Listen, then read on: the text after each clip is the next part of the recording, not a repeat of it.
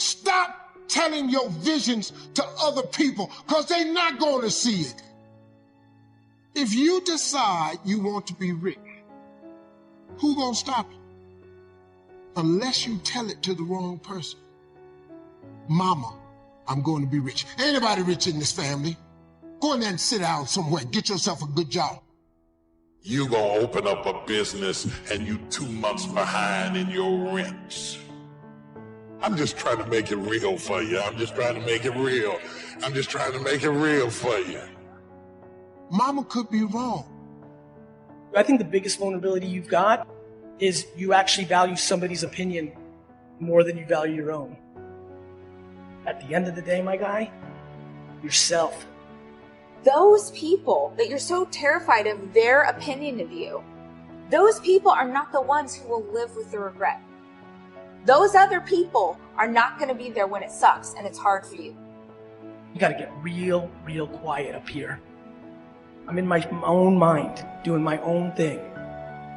You know, there's so few people telling you to do it.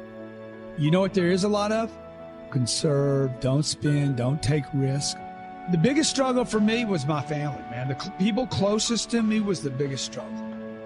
So the point, you got fuel in your tank, and then you got somebody in the back seat saying, hey, be careful. They're putting mental pressure on the brakes when you're trying to accelerate. Believe it or not, some people will be glad when you give up. This is a very strange thing. There's a law where there are people in your life that don't want to see you leave the comfort zone. That makes them feel like they could have done the same as well, but they didn't. And you don't necessarily make them look good. They try and make you feel bad about being so blessed. They're envious. They're threatened by the idea that you're coming up. First thing is this person antagonistic to my success? They're pretending to be concerned. They're posing as giving you feedback. And this is something that you just completely eliminate from your life. They should at least not be in your proximity. My mother used to say, you run around with losers, you will end up a loser. One thing I learned in life, you can never bring somebody up if they don't want to go up. You can't. No matter how good you think you are, no matter how much you want to tell them, you could help them. If they don't want to go up, there's nothing you can do. But the reverse is not true. Somebody bad could bring a good person down. They can. Because the negativity in the world is much, much stronger than the positive sometimes. And the negative people can bring you down. So I stay away from negative people. You're right. I just walk away from them. What I tell people all the time, especially a lot of these youngsters, you know, I deal with a lot of these young gangbangers. Yes. And I tell them, remember this, in life, you are who you hang out with. Being around the right people, sometimes it's not what you know, it's who you know. Because it's too many people that's working against you and don't want to see you make it. For some reason, some people would rather kill your dream than see you succeed. Are you going to go through the type of suffering that gets you closer to your dream, or the suffering that moves you further away? It's the suffering of emotion you feel, of wanting to please everybody. This is what I call false suffering that gets you nowhere. There's no reward to the emotional suffering you're going through, worrying about your haters, worrying about the detractors. Don't let anybody else ever cause you to suffer, to lose your vision, to lose your belief, to steal your dream, to get you to pay the ultimate price.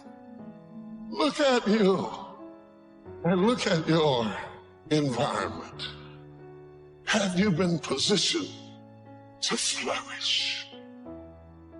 People who hated you, environments that denied you, mentalities that poisoned you. You cannot take a peach seed and plant it in a teaspoon of dirt and expect it to grow. Have you always been planted in teacups? Small-minded people, narrow, limited places that never let you stretch to reach your capacity. Sometimes you gotta go where the corn is. I know that sometimes you don't just have to listen to what people tell you. Sometimes people are gonna try to talk you out of your dream. And you gotta look them right in the eye and say, hey, I'm just gonna keep showing up. You got to show up for your life regardless of the circumstances. You got to show up for your life, because if you don't, nobody else will. Everybody says to me, hey, Inky, do you want to go to college? I'm like, yeah, I'm going to college. They said, nobody goes to college for crime. The first day I get to the school, I see why everybody said what they said. There was a cop at every single door, metal detectors. My man starts searching me. What's your plan, little man? I said, oh man, I'm going D1, I'm going to college. He says to me, you'll probably go to cell block D1. When I got my scholarship from Tennessee and got back to Crim High School, the first person I went to see was that cop in the lunchroom. He said, how did you do it? He said, I've seen so many kids step up to me and say the same thing, and they end up dropping out. If I wanted to challenge you to see, would you retreat, or would you step up to me and fight for the thing that you said you wanted? In life, people don't burn out because of what they do. People burn out because life makes them forget why they do it. Do you really love yourself? If you love yourself, why would you fuck with those type of people? You know what they're saying about you behind your back. You know that they don't like you. And because you're so desperate to have people around you, you continue to go back. You are old enough and mature enough to understand the difference in good people and bad people. Toxic relationships are relationships with people that always criticize you. All they can do is remind you of the mistakes that you've made in the past.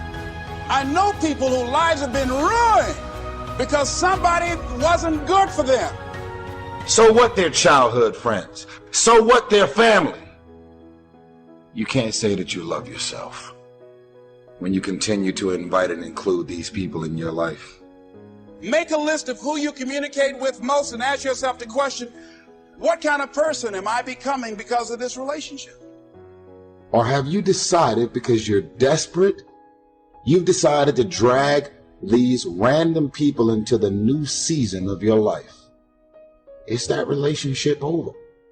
Are you just holding on to it because you got this concept of loyalty? Well, I've learned that loyalty has an expiration date. So if you had drugged that person, those family members, those situations into the new season of your life wouldn't be going as well as it's going right now. I have a choice to decide who and what and where I want to go. Because we're friends, because we grew up together, doesn't mean that I want to be a part of any and everything that you want me to be a part of. When you get invited to places, doesn't mean you have to show up, especially if you know what your experience is going to be like with these people. Feeling good is a responsibility that we all have for ourselves. I actually don't care what you say about me. I don't lose sleep over haters. Why? Because I know exactly how I feel about me. You're bored. You have nothing going on in your life, so you focused on my life. Listen, y'all, stop running around being on the receiving end of whatever people want to dump on you. Stop running around acting as if you don't have a choice. You do have a choice. Stop playing the victim. You have a choice. When you start talking about your goals, your dreams, they can't hear it. They can't see it for you. They just don't understand. And that's when they start saying stuff like, oh, he, she, they're acting funny. They're hanging with this new group of people and they didn't brainwash them, they didn't trick them. And guys, I heard all of this. Even though they do want the best for us, but they just cannot see the vision. So what can you do? You got to show them the vision. You got to show them the vision by becoming successful. You can't just talk about it. Family can be your biggest haters ever. I mean, they just don't care.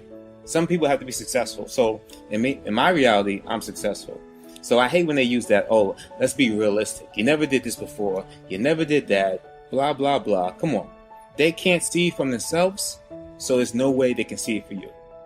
Think about that, guys. If these people never been successful, how can you really expect them to support you and want you, to get to that next level and be successful? They never saw it for themselves. They never had it. So just keep that in mind when talking to friends and family. Sometimes God will let us go through seasons where we're not getting what we expect from people, to teach us to not rely on another person, but to get our encouragement, our worth from Him.